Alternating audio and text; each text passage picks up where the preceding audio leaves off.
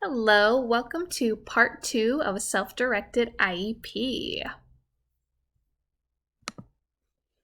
So we're going to be talking about different ways that you can participate in your own IEP meeting, and then also maybe lead your very own IEP meeting. So let's review quickly. In part 1, we talked about stating the purpose. That was one of the ways you can participate in your own IEP meeting. When we state the purpose, it goes something like, the purpose of this meeting is to review goals, state progress towards goals, and to set new goals. So that is an example of stating a purpose at a meeting, and that's how you will start every meeting. The words that we learned in the last video were IEP, self-directed meeting, and goals. And so let's remember what those are. So an IEP stands for an individualized education plan, and it contains your goals and how you're going to accomplish them. It also has a little bit about your strengths and your interests in it. So it's this big document. A self-directed meeting is a meeting in which students participate, they make choices about their goals, and they take action to accomplish them. And so this is a meeting about you. You're leading it, you're participating in it. That's a self-directed meeting.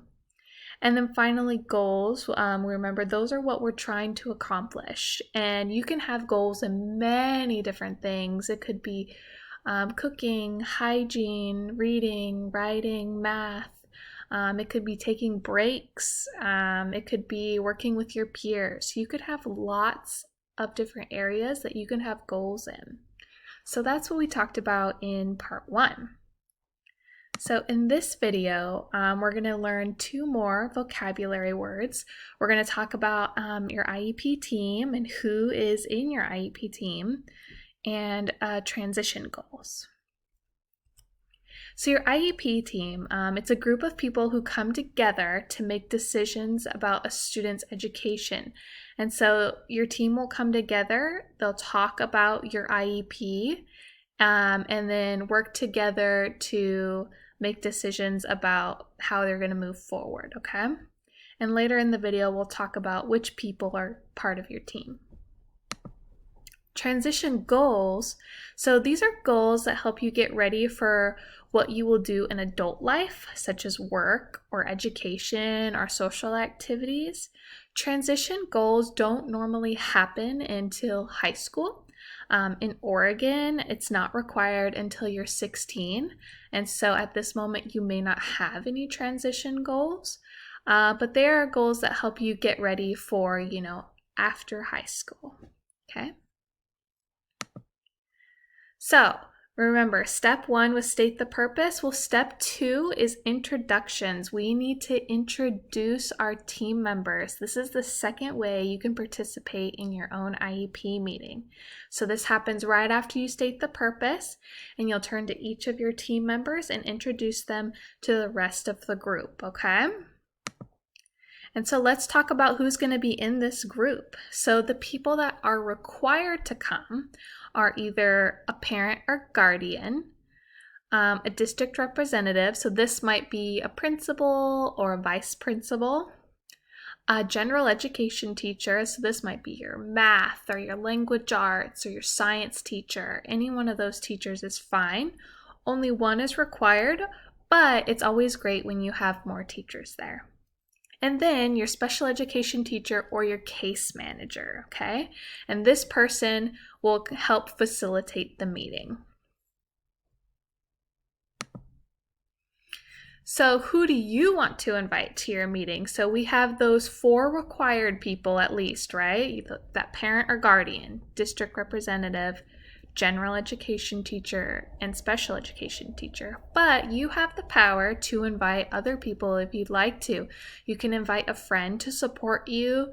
You could invite a counselor that maybe you're close with and that you talk to that could really help speak about you. Maybe an employer, if you have a job, they could help talk about your skills and what supports you need. Or if you have a personal support worker, they can attend too. So this is your meeting. You can invite the people that you think would help you at your meeting, okay? Okay, so for saying introductions, if you need a script, I made a short one for you. So it basically goes like this. You'll turn to each of your team members and you'll say something like this. This is, and I'm going to put Mr. Smith. Let's say that's the principal. So this is Mr. Smith, my principal. I invited them because, and then you'd say why you invited them. Or this is Jen, my mom. I invited her because, and then you'd say why you invited her. Or this is Mrs. Johnson, my English teacher, and I invited her because. You don't have to say this last part, I invited them because, but I think it would be something nice to say. So if you need a script for, how you're going to do your introductions, this is also a really helpful tool. So what you're going to do is you're going to practice. So we're going to practice those 2 steps that we learned in how to participate in a meeting. So remember, the first one is state the purpose, and the second one is introducing your team members. And so you'll say, the purpose of this meeting is blah, blah, blah, blah, blah. And then you'll start introducing your team members, and make sure you have a great tone of voice. It's pleasant, it's clear, and you have great eye contact. You're looking at your team members. You're not looking down and you're not looking away, okay? So go ahead and practice those. And that is the end of part 2.